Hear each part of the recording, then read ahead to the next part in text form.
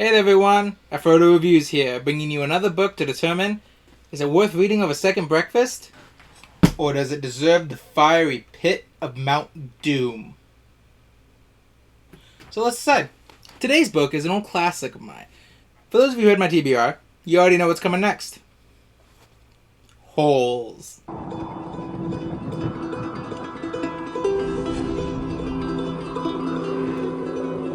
Published on August 20th of 1998, Holes is a young adult novel written by Louis Sachar, which is how I was told his name was said, and was first published by Farrar, Straus, and Giroux Publishing Company.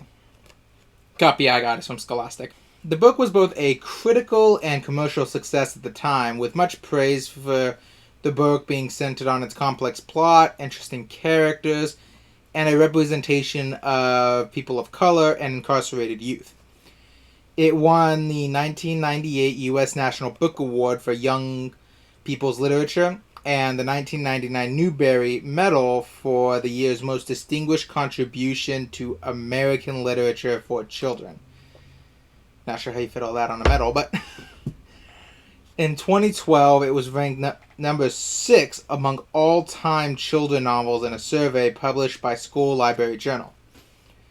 It also received a book-to-film adaptation in 2003 with the one and only Shia LaBeouf starring. Walking in the woods.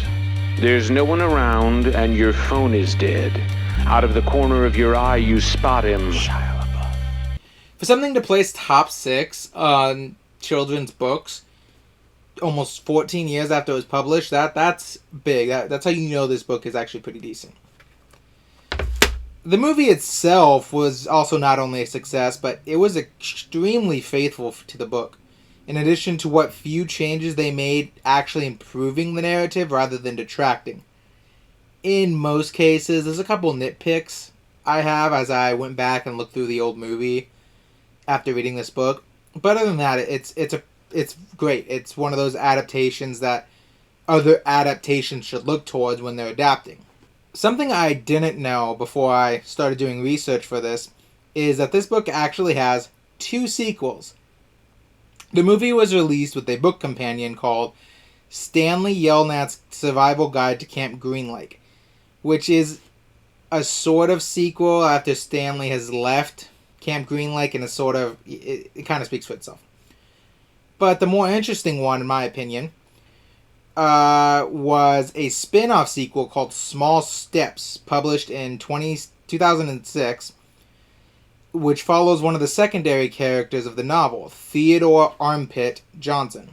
Armpit. Oh, you stink! I haven't read that, but having heard that, I'm actually on the lookout for it now. It's got to be good, right? The book, to me, was a good read back in the day for a variety of reasons, a lot of which I'll go into later, but what I can focus on now is that the book was one of the first realistic fictions that I really got into and enjoyed. Even on a reread, I practically spread through this book in only 2 days, and as I still enjoyed reading it that much. The movie was extremely faithful to the book.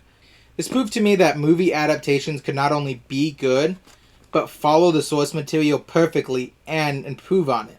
In addition to that, this is one of the first books that taught me that books don't really have to be grander than life to have an interesting story. In my personal opinion, I think all kids should read this book at least once in their youth, before they get too old and don't really appreciate it as much as they would have. Now, moving on to the actual review, we'll start where we always start. The cover.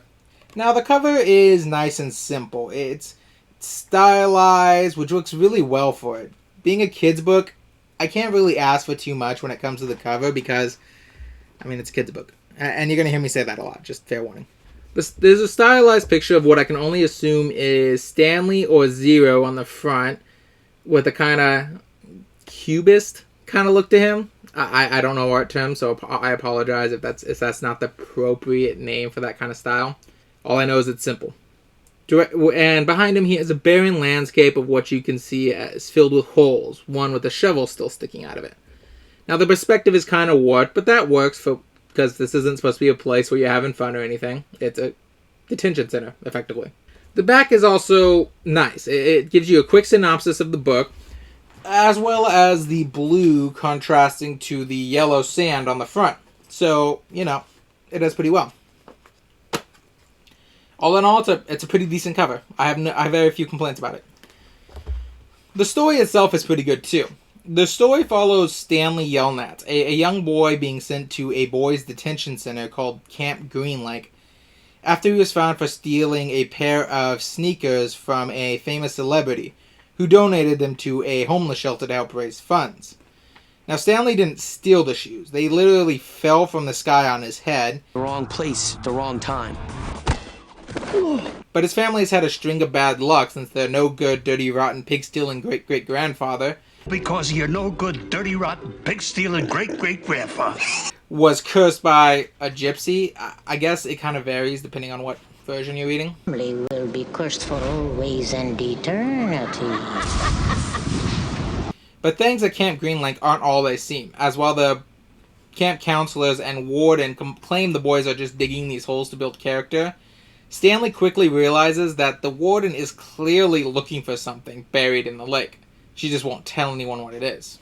For a kid's story, I actually like how complex and interweaving this plot is.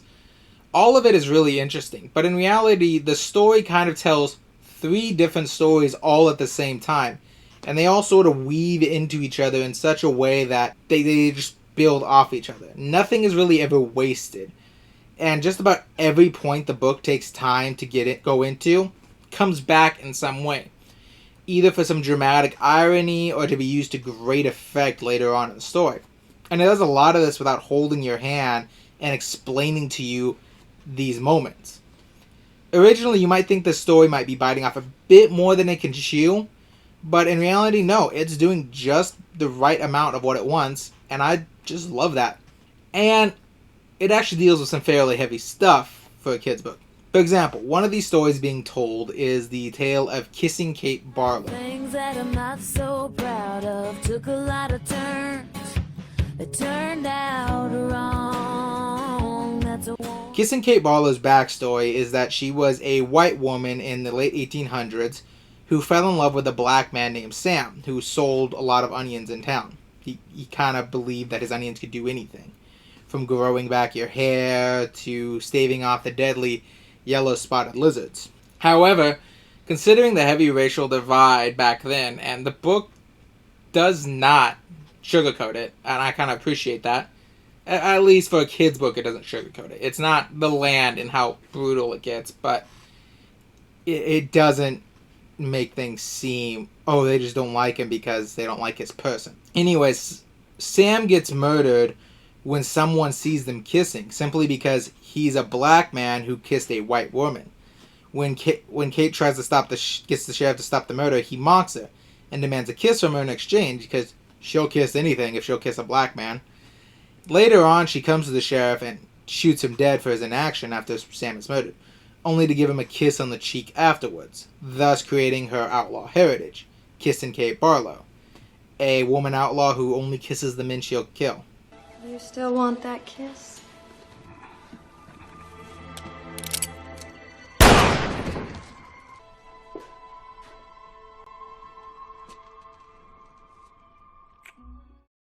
Now, for a kid's book, this is definitely a lot darker than you'd expect, and a lot of books tend to shy away from heavy racial stuff in their stories, and that's not to diminish them at all. But in my opinion, kids can handle more than we often give them credit for. And I'm not saying shove really adult things in their face. I'm just saying trust them to understand these things when you put them in your stories or you teach it to them. So yeah, honestly, truth be told, I would watch a movie just about Kissing Kate Barlow if they handled it well. That's an interesting backstory for an outlaw, and I would be interested in seeing what they do. That being said, all in all, this review is going to be a bit short. That's mostly because I don't have much to say about this book other than it's good for a kid's book. And that's important to note as I talk about all these great things I'm saying about it. This is a kid's book. It's probably aimed around the ages of middle school. That is to say about like 10 to about 14. So basically middle school, early high school. And kids' book, well, we should hold them to some expectations a bit higher than we currently do. We also have to we also have to be more forgiving and take into account this is written for kids. We can't hate it for what we would hate adult books for, like simplified prose, more blunt storytelling, stuff like that. There's definitely a different approach, though, that you'll take to this as an adult that you won't as a kid. And I think that falls into one of the themes of the book, where the difference between reality and fairy tale. As a kid, you'll read this and think some of the things that happen must be fate. It must be magic. It must be, long dead people coming back to ensure that their legacy is honored. But as an adult, you'll read this book and you'll realize, oh, you know what, in reality, this is probably what happened on a logical plane. There's a lot of logical explanations to some of the stuff that happens.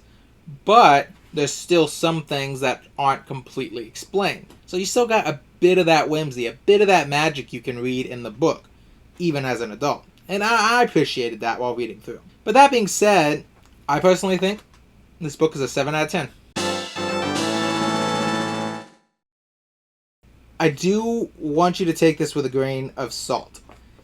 I'm clearly not the target audience for this anymore, and while I did enjoy the story immensely still, I'm also aware that a good portion of that might come from my own nostalgia. Now, for those of you who've seen my TBR, you know what's coming next. You know the book I'm going to review next. But for those of you who don't know, well, let's just say, I'm hoping it's lightning in a bottle. Until then, remember, with every book comes an adventure, and every adventure is worth having, even if it's a bad one.